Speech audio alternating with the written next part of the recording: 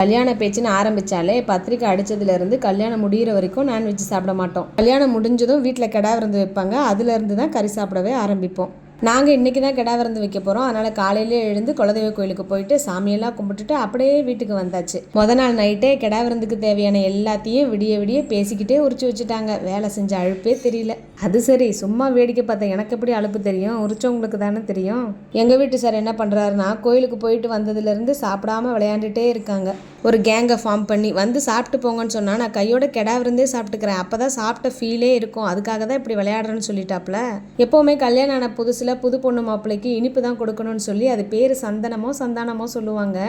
எனக்கும் என் வீட்டுக்காருக்கும் அதுதான் செஞ்சு கொடுத்தாங்க அத்தைங்க எல்லாம் சேர்ந்து. பார்க்குறதுக்கு இடியாப்பம் மாதிரி இருக்கும். அதில் தேங்காய் பால் ஊற்றி சாப்பிடும்போது அவ்வளோ டேஸ்ட்டாக இருந்துச்சு. குழம்பெல்லாம் பயங்கரமாக கொதிச்சுக்கிட்டு தடபுடலாக ரெடி ஆகிட்டு இருக்குது. கறி சாப்பிட வேண்டியது தான் பாக்கி. நாம் என்ன தான் பெரிய பெரிய 5 ஸ்டார் ஹோட்டல்லே போய் சாப்பிட்டாலும் இந்த சின்ன சின்ன ஹோட்டலில் வர டேஸ்ட்டு வராது. அதே மாதிரி வீட்டில் விதவிதமாக கறி எடுத்து சமைச்சு சாப்பிட்டாலும் இந்த கெடா விருந்தில் சமைக்கிற சாப்பாடு மாதிரி டேஸ்ட்டு வராது. எல்லாரும் சேர்ந்து தான் சமைச்சாங்க. அக்கா, அத்தை, அண்ணி, சித்தி, பெரியம்மா அப்படின்னு நிறைய பேர். இவங்க எல்லாரும் சமைக்கும் போது எனக்கு என்ன தோணுச்சுன்னா, தனித்தனியாக சமைக்கும் போதே வீட்டுக்காரோட நிலைமையெல்லாம் பாவமாக இருக்கும். இதில் மொத்தமாக சேர்த்து சமைக்கிறாங்க, பயங்கரமாக இருக்க போதுன்னு நினச்சி நானே சிரிச்சுக்கிட்டேன். இப்போ இதை கேட்டாங்க என்னை உதைப்பாங்க. சார் எவ்வளோ சூப்பராக டிப்டாப்பாக கிளம்பி வந்துட்டார் பார்த்தீங்களா. விளையாண்டு முடிச்சுட்டு லேடிஸ் எல்லாம் சமைக்கிற இடத்துல அவர் மட்டும் வந்து அட்டண்டன்ஸ் போடுறாரு, சாப்பாடு வேலை எப்படி நடக்குது அப்படின்னு. விடுதலை படத்தில் விஜய் சேதுபதி சார் சொன்ன மாதிரியே சாப்பாடு வடிக்கிறதுக்காகவே 2-3 பேரை மட்டும் கூப்பிட்டு வடிச்சு விட சொல்லிட்டாங்க. சாப்பாடெல்லாம் சூப்பராக இருந்தது. எல்லா கிரெடிட்ஸும் அங்கே சமைச்ச எல்லாருக்குமே தான். ஆனால் ஸ்பெஷல் கிரெடிட்ஸு சித்திக்கு தான். பாவம் சித்தி சமைச்சு மூஞ்சில் அடிச்ச மாதிரி ஆயிடுச்சு போல. கடைசியில் அவங்க சாப்பிடவே இல்லை, வெறும் ரசம் மட்டும் ஊற்றி சாப்பிட்டுட்டு கிளம்பிட்டாங்க. பந்திக்கு முந்திக்கன்னு எப்பவும் பெரியவங்க சொல்லுவாங்க. ஸோ அதே மாதிரியே எப்படி வண்டு சிண்டு எல்லாம் பந்திக்கு முந்திட்டு உட்காந்துருக்கு பார்த்தீங்களா.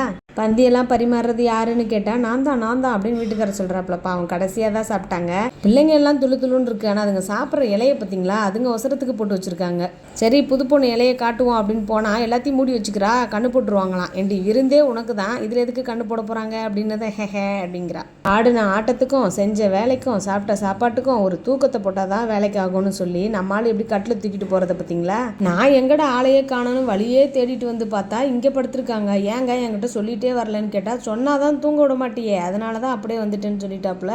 அதே என்னமோ வீட்டுக்காரங்க தூங்குனாதான் நமக்கு ஆக மாட்டேங்குது. என்ன பண்ணுறது?